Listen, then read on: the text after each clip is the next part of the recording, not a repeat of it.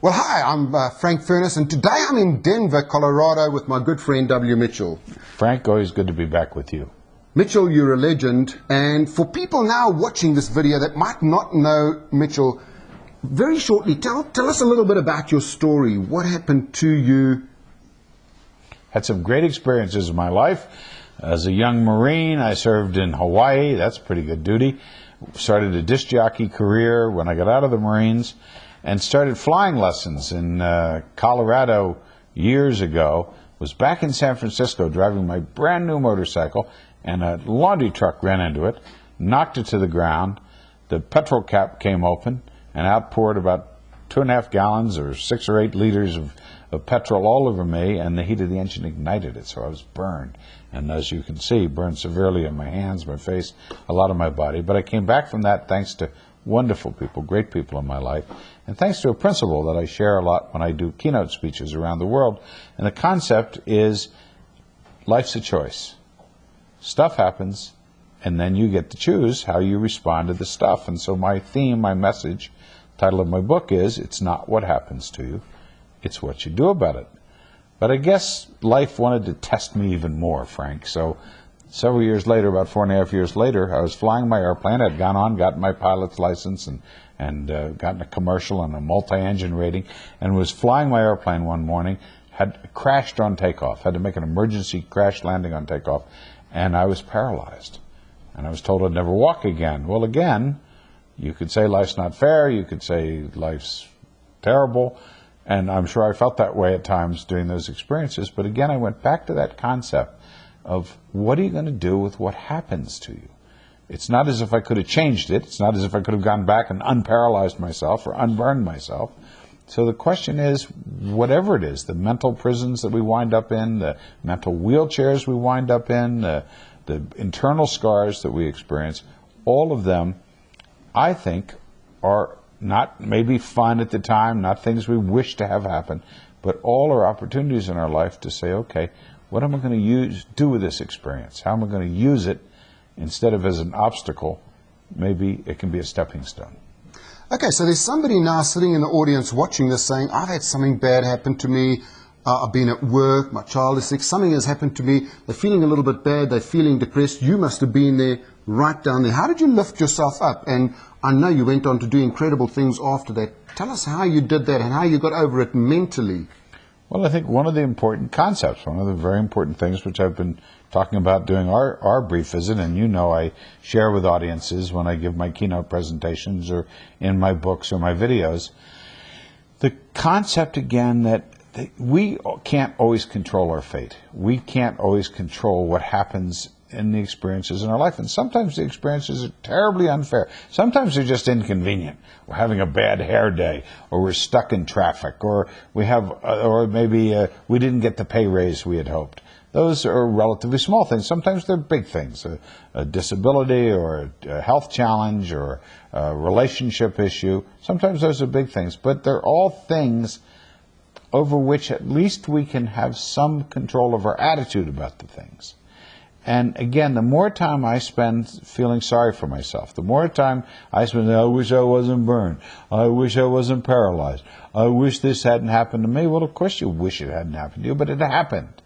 Now you can spend all your time thinking about it, I don't feel good and I don't like it, or you can spend that same amount of time saying, how can I use this experience? How can I get something at least better, if not great, at least something better out of this situation? How can I interact differently with my boss in the future? Maybe there's something I could bring to the workplace that would add more value, that might create an opportunity for an increase in salary. Or maybe I could teach myself something which would allow me to get a different job so that I'm not stuck or feel that I can't do anything else in my life with the current job. Maybe in that relationship I could stop thinking about how wrong the other person is, and maybe I could think about what I could do to make the relationship better. And what if all that happened out of it is I made it better and they didn't do anything? Well, at least that's better than it was before you started, and you have more tools and more skills. People in America love to walk around saying, take it easy. Well, life's not easy. As the Australians know from their former Prime Minister Malcolm Fraser, life's not meant to be easy. Life's a challenge. And then you get to choose how you're going to handle the challenge. Okay, so here's the thing. Here's Mitchell has been burnt. He's now paralyzed from the waist down. You've got a choice. Either you're going to be positive, you're going to make it happen, or you're going to wallow, say, oh, poor me, you know, what's happened to me. Tell us your story after that, how you got to the incredible heights of where you are now, appearing all over the world, speaking, you're on television, you've written books, you're a world-famous guy. So how did you go from there to there? What did you do? And it's not, I don't have some magic key that says you just put the key in the lock, you turn it, and now your life's going to be nothing but riches, nothing but complete happiness, nothing but complete satisfaction. Of course not. I still get down, I still get frustrated, I still get angry sometimes. Things don't always work the way I had thought they might when I started the project. But what happened in my life was, thanks to a great support system, thanks to some wonderful people, and again, thanks to the belief system, that I got to decide, choose my responses. Responsibility is a word that we hear a lot, but it really, as American author Stephen Covey talks about, is response able, the ability to respond. As soon as we realize we have that ability, we can do amazing things. After leaving the rehabilitation hospital, where I was paralyzed, and having told a young man before I was paralyzed, there were 10,000 things I could do, now there are 9,000. Sure, I could spend the rest of my life dwelling on the 1,000 that I lost. Or I could concentrate on the 9,000 that are left. And in my lifetime, if I do even a few hundred of those things, I'll be one of the most remarkable people on the planet. And I went back up to the little town in which I lived here in the state of Colorado.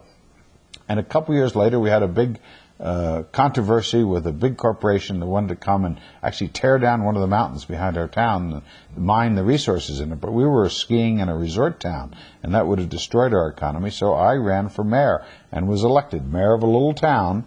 But somebody put in a headline once that I was America's big-time small-town mayor. And I was in the White House, and I was in Parliament in New Zealand, and I was all around the world talking to people about how we can choose the direction of our life if we put our mind to it. And that led to me being invited to become a speaker. And today, I help people stage jailbreaks. I help people break out of their mental prisons.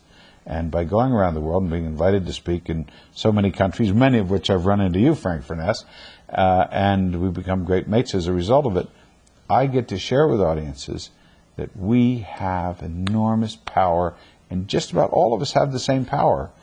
But it's interesting how some people choose to use it, and some people choose to find a reason not to use it. Now let's come back to something else. If we think about goal setting, how did you set your goals, or what ideas can you give to people on goal setting? Some guy's running his big business over here. Things are a little bit tough at the moment. The economy's tough. What kind of process does he go through? How does he start setting those small goals? How did you set your goal, saying, I've just come out of hospital now, this is my first goal, this is my second? I love to use the example of Tiger Woods. I think everybody in the world knows who Tiger Woods is, the great golfer, the most famous golfer, probably the best golfer ever, or so a lot of people think. I do. Tiger Woods has a coach. Tiger Woods has somebody that helps him improve his golf game.